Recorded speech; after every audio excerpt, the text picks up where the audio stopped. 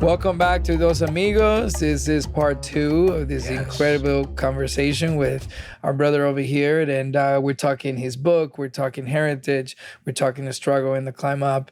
And Freddy, I know that you have some thoughts on the matter and you were going to ask something. Absolutely. I'm just so happy and grateful to have my boy Roy here.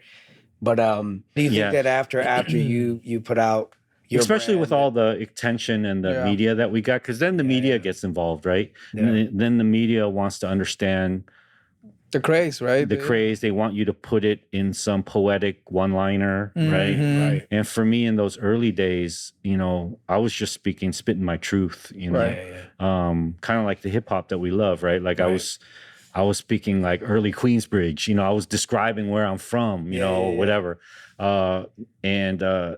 For us, it was like, I was just saying like, this is our food. This is the way we talk. This is our slang. This is, if you eat this taco, it tastes like this block, it tastes like Vermont and 8th Street, and then those things were written by Australian journalists, English journalists, people from around the world. And then what happened was, instead of LA being this huge thing, it started to get very regional and micro. And then they would say, oh, because of this flavor and this chili and this block, that these flavors come out. So that's so interesting. I mean, it's such a, I think like the street food is now being celebrated worldwide in a way that's just like, I mean, I was shooting in Europe like a year and a half ago, and you go to Rome somewhere and there's a corner with a bunch of food trucks. You're like, whoa, what's going on here? I mean, everyone's like really getting inspired.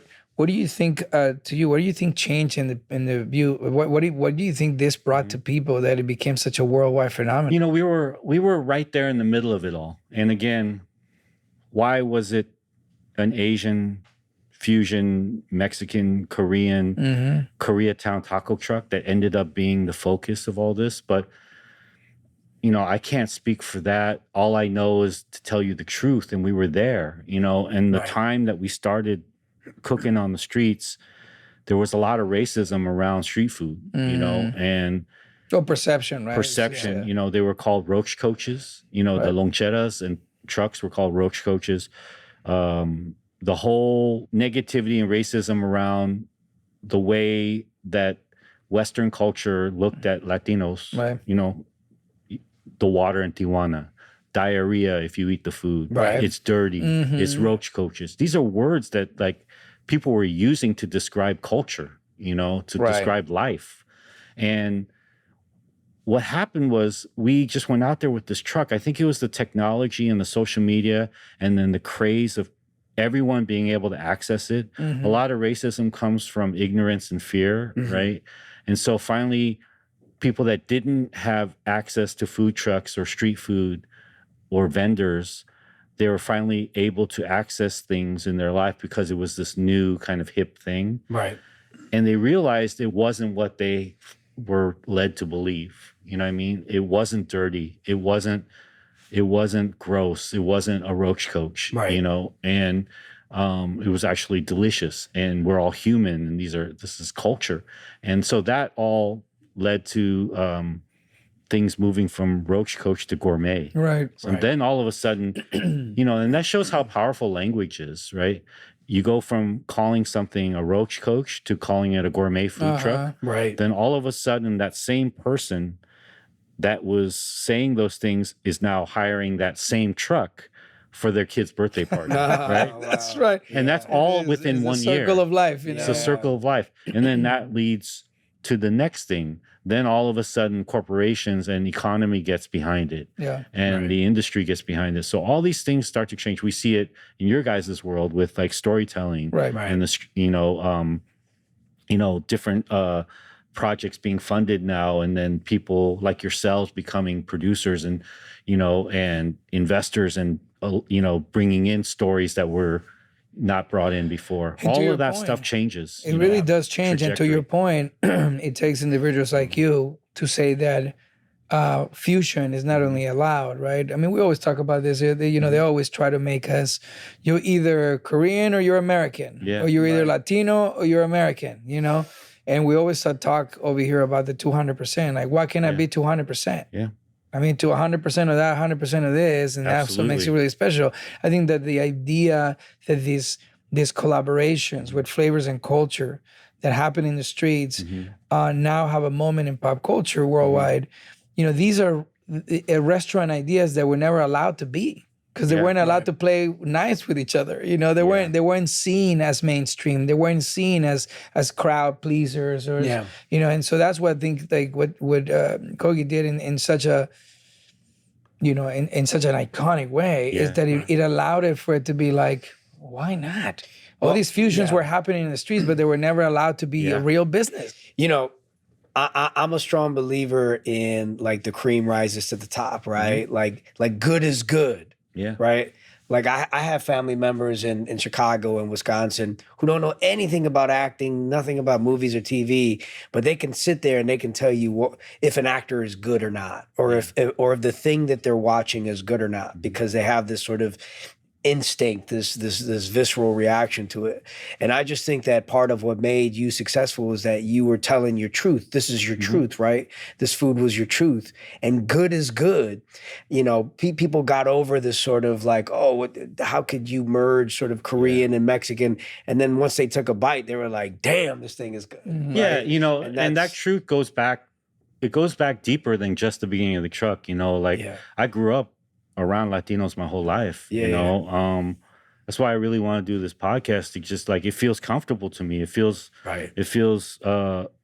very familiar to me. It's, you know, I was low riding when I was 16, you know. Yeah. It's part of who you are too. It's part of who I am. I was on Whittier Boulevard. You know, you could check the receipts, you know, like I was on Whittier Boulevard cruising Pico Rivera back in the day. I was spitting game at, you know, I was at the dances. I had the pompadour, you know, I was listening to freestyle. I was out there, you know, and I was in kitchens. I was, you know, at the side of tias and moms and, you know, helping them cook and watch. And I was a good eater, you know, growing up. I was a real chubby kid. So like the moms used to love me, man. You know, like all my friends, I go to the houses. And again, like I told you, I was alone a lot. So I just rolled to my friends' houses and I was a little chubby kid. Stuffing you with that beanie. They love me. Because you'd be the only one that finished the plate. You know? I couldn't leave the table until that whole thing was clean too, man. And so I think once I started cooking and especially when I went out there to the streets, it just felt natural and people could feel that I wasn't a poser or my, you know, they felt something familiar as well from us.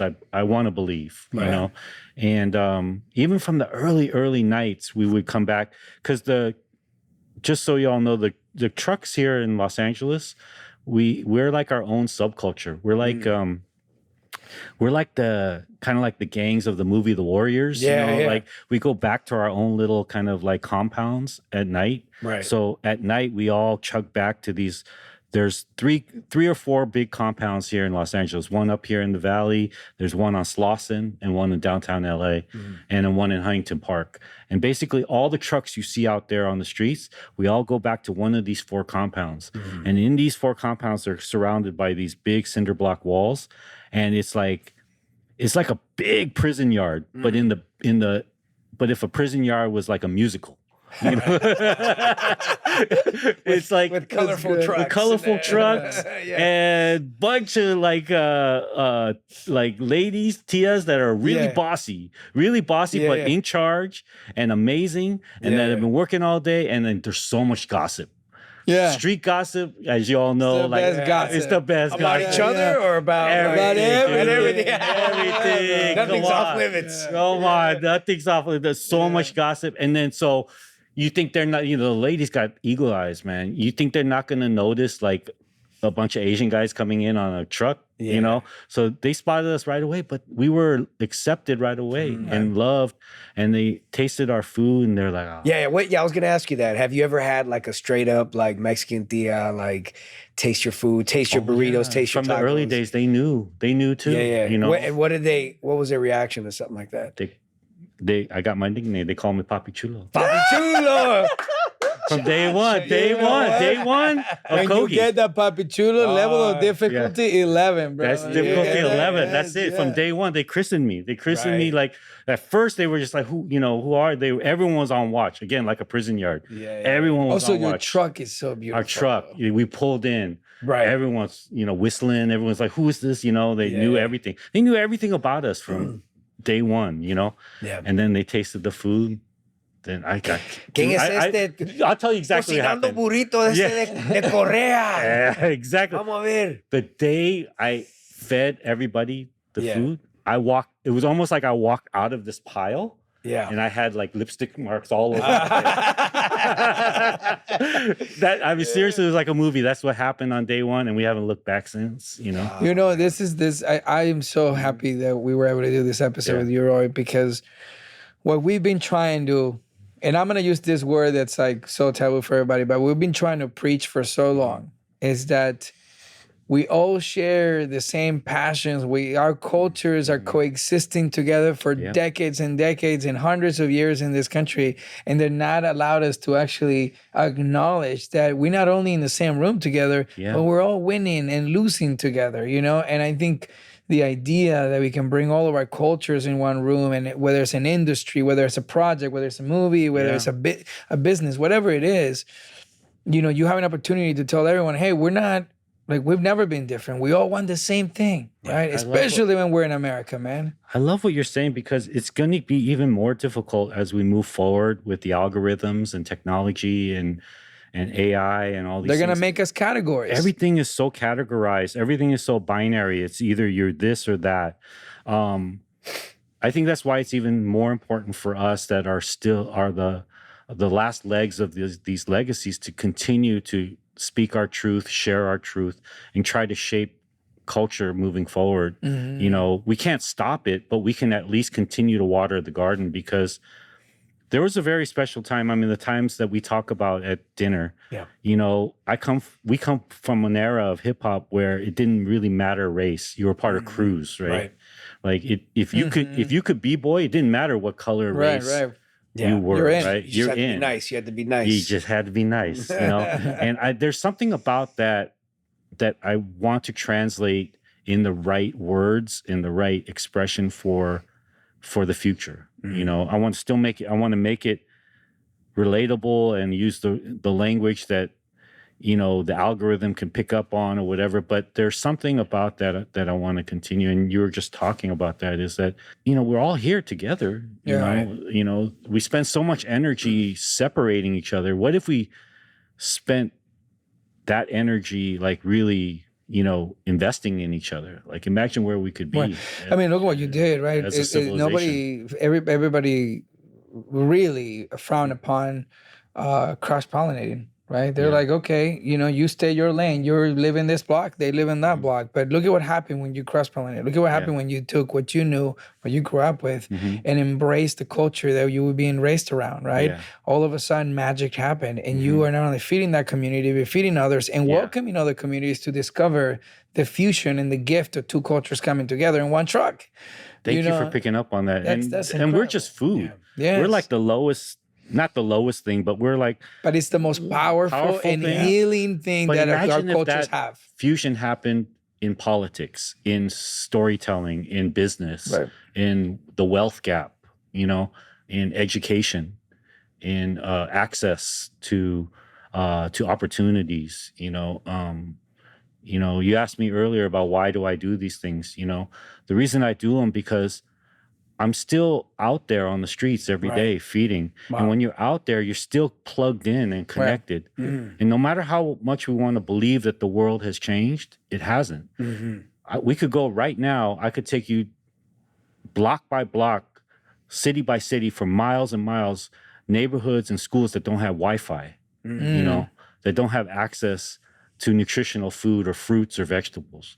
They can't even get a job, because there's no industry around where they're living, that don't even have like sports programs or arts program that they can funnel their energy into, because all those things are cut, you know what I mean? And so like we got to start investing in each other in some way, because as you say, look at the magic.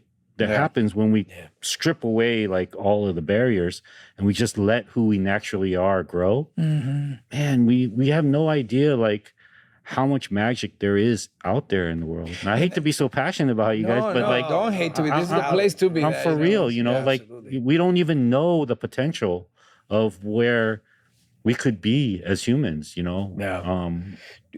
people ever surprised that you're still that plugged in, that you're still in the trucks, that you're still, because I'm sure the perception is like, well, why are you still on these trucks? Like, why aren't you in like, why haven't you started your gigantic restaurant chain? Why aren't you there? Why aren't you? But like every time I see you, I've been with you on your, I've seen, you've gotten me burritos from your truck before. And I found that really like, humbling. Oh yeah. You saw me when I did the pop-up last year, right? The Tacos por Vida. You saw I was just out there. That one, man. You should have seen him. He was still like out there.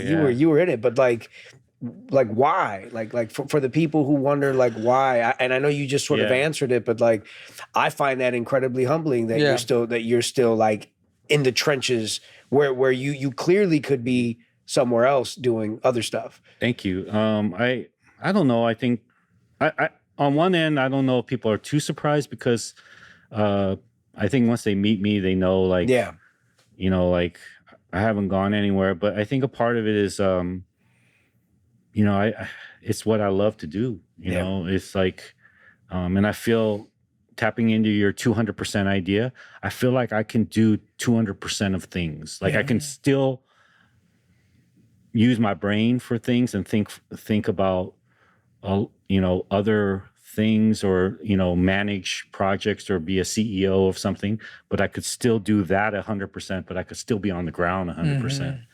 This doesn't take away from that. So that's partly probably why. But that's authenticity. That's authenticity speaking at the loudest form. In speaking of authenticity, I wanted to pivot because it's so important. It's very hard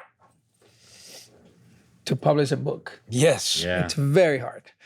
And you have absolutely immortalized, your legacy in this cookbook, right? Yeah. And you have a lot of really great dishes here. And I wanted to give you, I don't know if you know this, but our two producers, Leo and So Death, Sophie, they took upon themselves to pay a little tribute to you, and they took this and they cooked something, or they made something from this cookbook. Leo, do you want to explain what you guys did here? It was your salsa verde. Oh, good. Yeah. That's a great. That's fitting for the conversation. That's a great recipe. Let's see if my recipe. Explain a little. Leo. Yeah. Yes. Let's see if my recipes work. Before we do the test, tell us a little bit about this book and how this all came about. So it's called The Choi of Cooking. It's a play on the joy of cooking. If any of you had ever grown up with that book, I was made. My name rhymes, Roy Choi. So as a kid, you can imagine all the shit I had to deal with. But I finally took that and put power into it. And the first cookbook that entered my family life was The Joy of Cooking. And as me and my team were writing this book, trying to find the title, I did a deep dive into who I am and what legacy I want to leave on this planet. I don't think it's the end of my physical life right now, but I thought of what if this book was still around 100 years from now, 200 years from now, and someone found it like at the Pasadena flea market or something, and they found it digging in a bin. I wanted it to have this long life, and it could mark like a timestamp of who this person was. And an everlasting impression of what you did in this world. And I think that person who I am is I just want to bring joy to people's lives, man. Yeah. I've been around on this planet enough to where I've lived through so many different life cycles. I had I've been angry, I've been mad, I've been down and out. I've been a piece of shit.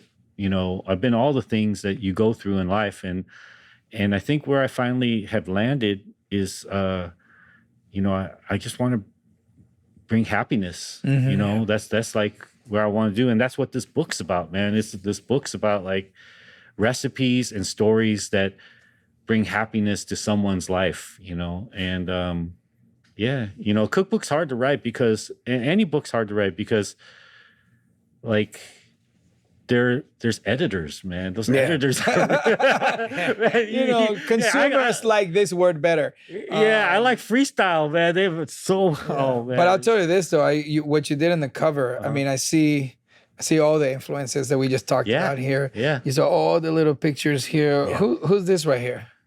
That's me. That's sick. That's me. So that's you, and then I see the palm trees, and is that an impala right there? Yeah, that's an impala. Yeah. Was that actually your impala? It wasn't mine, but you know, my friends have all had one. Yeah, you know. Yeah. I had a Chevy Blazer. That was a Chevy Blazer. Lowered, yeah. So great. Like 12s in the back. You have speakers in the back. I had 15. Yeah, 15. Yeah. An Alpine pullout. What'd you have? I had a Pioneer. A Pioneer. I had I was a Pioneer Serwin Vega. Yeah. And the amps in the back. Yeah, Inky's rims lowered all the way to the you have children? Yeah, I have one. I want children. Think about what you're leaving to your kids, right? Yeah. I mean, your kid is gonna look at this. Yeah. It's gonna pass it on. It's gonna pass it on, and this is now two versions of your family going down the road. You know, eventually, this is who Grandpa was. You know what I mean? A book's still a big deal. Beautiful. It's not as a big deal as maybe it used to be. You know, like growing up in America, like there used to be a dream for all creatives of like, if I could just write a book, right? You know? Yeah. It's not the same anymore, but it's still pretty important. No, but you're more immortalizing your legacy, immortalizing your heritage, and you know you're letting them know that while you were here, you did something, man. Yeah, and that's beautiful. So congratulations on that. Thank you, man. I didn't think about it that way. Thank you. No, it's are we trying to salsa? We are gonna try. We're gonna either leave on a high or leave on a low. All right, well, hold on. We're eating it with pita chips. Yeah, I mean, this is. I guess it's just speaking of 200%. This is true fusion. Yeah. How do we do? Oh, Leo, this is good. You did great. Did you worked on this as well? You gotta give him credit. Yeah. Moral support. How was the recipe? Pretty easy to follow? Oh, it was very easy to follow. Yeah, just stick everything in a blender. Yeah, but right? all the herbs it was very interesting. And Wilmer, you mentioned the salsa when I have you smell it earlier. Oh yeah. Yeah, I smelled it. In Venezuela, there is a similar sauce like that called, and please don't judge the name. It comes from indigenous sounds or whatever, but it's called guasacaca. Yeah. Guasacaca. I don't know. Did you ever hear it was a Venezuelan kind of sauce? It's a dipping sauce. Could be a dressing, could be anything, but you can put it on steak and chickens, or you can put it on yuca. You can dip the yuca on that. Oh, I've had that. Yeah. Yeah. So, especially with the yuca. Yes. It's just this consistency. Exactly right. Exactly. My mom makes it. And you know, I'm obsessed with food. I launched multiple restaurants in my life too. So I went in LA, we had Dolce, we had Geisha House, we had The Lodge, we had all kinds of different stuff in LA. So I was really obsessing with food. My mom was a great cook too. So that was a caca. So as soon as I saw that, I was like, oh, that looks like what's a caca. And I smelled it, and it actually has an interesting same consistency. This has a little bit of a sweet finish, right? It's finished a little sweet. From the rice vinegar, I believe, and then And there's mint. And mint. The mint, Yeah. Basil. Great job. And you, Thank you. yeah, you got the emulsion correct. So great job. So Roy, we have these recipes, you have the book, like you have the trucks, you have all that, but you're also expanding. I mean, you know, we obviously saw you in Chef, which was awesome. I'm trying to get in your world. Yeah. I'm trying to do what y'all do, man. Come on, man. Let's go. The only problem is I can't remember shit. You know, when I'm the worst at auditions too. I'm great at playing myself, but every time they ask me to play someone else, I always mess up. Oh no. How did it finally start to transition into movies, into television? Was Chef the first sort of foray into movies and TV? It was the first big one, but I think, you know, on one level, like as creatives, it's really easy when you see another creative or when you connect, you know, across the table. Doesn't matter whether it's music or food or acting or whatever. Like you share something and you can like get to shorthand right away, right? Yeah. So there's that one thing. But the true bridge was that Kogi from the early days, after the whole kind of first initial phenomenon took off, we started really getting hired a lot to feed film sets because the creatives picked up on it first. Right. And so within our first year, at the end of so the first year was really just pounding the pavement, being on the streets, going neighborhood to neighborhood, block to block. But then as that year started to come to an end, then people started to understand like who we really were. And then we got our shit together a little bit, and we put up an email. We had no email and shit like that. Newsletter email? Like an email, like, to contact us. We were just out there, man. We didn't have no plan, and then finally we got an email up. And as soon as we put the email up, people from Radford Studios, from Paramount, from Warner Brothers, from everywhere being like, oh, dude, like, can we hire you for a rap party? Can we hire you to feed our crew? We want to do a surprise. So we started showing up to film sets and movie sets really, really early. And then there were a lot of people within the industry that were really early on Kogi too. And one was Gwyneth Paltrow. So Gwyneth hired us for Iron Man 2's rap party. So that was like one of the first big ones that we did. Is that how you met Jon Favreau? So this is the story. So what happened was, this was one of our, this is in the second year, early part of the second year of Kogi. We didn't know anything. We didn't know our head from our asshole. Right? And then we went to the rap party, but it was in Malibu, up on this hill. And our truck is an old ass truck. And then we went up this driveway, but we got stuck there. So we served the whole party and everyone loved it, licking their fingers, everything. But then as we said, bye, and we were backing up, the truck didn't move. So we were there all night. And then so we got to know everybody and everything. Everyone remembered Kogi. And then later when Jon was in final kind of like pre-production for his film Chef, he remembered our truck. He remembered us. And he found me. He reached out to my team and found me and hired me to come in to, see if I could just be a consultant. So I was supposed to be initially kind of like if you were doing a boxing movie, I was just supposed to come in for like 2 weeks and just teach them, like just here's a jab. So they hired you like as a tech. I was just a technical consultant. Okay, I got you. But from day one, Jon and I just hit it off. Yeah, you know what I mean, like shout out to Jon. That's my brother. Like we just hit it off from day one, and then we forgot about just being like the dudes that we are. Like we just forgot about why the hell we even were supposed to be together. Right. We just started spending every day together. We were dos amigos. And then that just naturally moved into. I brought him into. Because he was studying to be a chef, he was. Yeah, because the movie he was playing a chef. He was playing. No, I know that, but in real life he was studying. No, he was studying. So for the movie role. Got you. What I did was because we hit it off from day one, I pulled him into my world. I just started bringing him to the inside world of being a chef, running a kitchen, restaurant, and he brought me into his world. Right, and it just felt so natural for the both of us, like I'd never been that close to a camera before. I'd never, You've never seen the same thing and played out 25 times. But your guys' world is very similar to the cooking world in the sense that there is a level of brigade. Start from PA to grip, and you go up, and you don't necessarily, you have to pay your dues to get all the way up to the camera, or get up to give direction to something, Same thing in the kitchen. You're starting peeling potatoes and cutting chives. You're not saucing until, a few years in. Right. But Jon let me see every level of the industry. And I felt very natural with every layer of it. And that just led to, then it was like the people I would meet along the way, within your guys on set. They're all like, yeah, you're Kogi. I have Kogi yesterday, or this, that. And so everyone was very familiar. So that world was very natural for me. And then from that, like people would just ask me to be in stuff. So then I got asked to be in Gilmore Girls. Right. I did Gilmore Girls. I got my SAG card because of Gilmore Girls. Thank you. Shout out to the Gilmore Girls. Yeah. They're always good to SAG approve you. Yeah. Because of the Gilmore Girls, you got me as an actor. And then I did some other cameos here and there. It's always been fun. Yeah. But even on like behind it, like even this book, right? Yeah. Like that obviously was sort of the doorway for the more commercial version of Roy Choi, right? Like, and haven't you started like restaurants, and do you have other stuff? And yeah, I have a restaurant in Las Vegas. I always try to balance that. I think we touched on it earlier. It's like every time I get into an endeavor that maybe feels bigger or mainstream or whatever, I always try to balance it maybe with something that is like involved in like the social justice of something. So like even in entertainment, I do the same. You know, if I have a Netflix show, you know, I've been involved. I cooked on, Megan,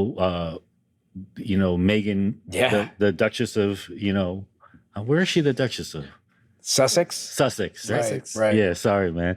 But yeah, I'm on a Netflix show, but then I do public television, and try to do a show based around the inequities of access to food. So every time I'm doing something, maybe mainstream entertainment, I try to balance it with underground. It's just kind of, it's like open mic and then, doing like a big comedy special. Like it's like, comedians do it all the time too, right? It's kind of like how you stay sharp and connected. Like all the comedians you see doing arenas are, popping up at the Comedy Store late night on a Thursday, and it's just like, I don't know, it's just the way that I do things. So tell us about the restaurants in Vegas.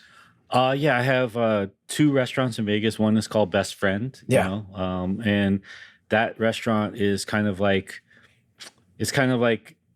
me bringing Los Angeles to Vegas. So it's like pulling people into like that specific part of Koreatown and South Central and East LA that we've been talking about. And we created kind of like a world like in Vegas with that. And you walk through this portal and it takes you into Los Angeles through the feels, the sounds, the music, the design and the food. And then the show and the movie Chef, we built a truck. So that movie is built around a food truck that serves Cubanos. And so cool. We turned that truck. Yeah, Leguizamo. Leguizamo is the sous chef of that truck. And we turned that truck into a restaurant in Vegas. So cool. Yeah. That's incredible, man. Well, look, we are so incredibly grateful to call you an ally, to call you a friend. And it's so incredibly inspiring for all of us to continue to hear these resilient stories that, define who we are, not only as immigrants, but the humanity that we actually experience with one another. I know that the whole season we'll be talking about you coming on. So we definitely, you've been in like the top of He's a busy man. I know. You guys have superstars on this show. But really, really Has Leguizamo been on the show? He's another one who we've been. We got to get John. Where are you at?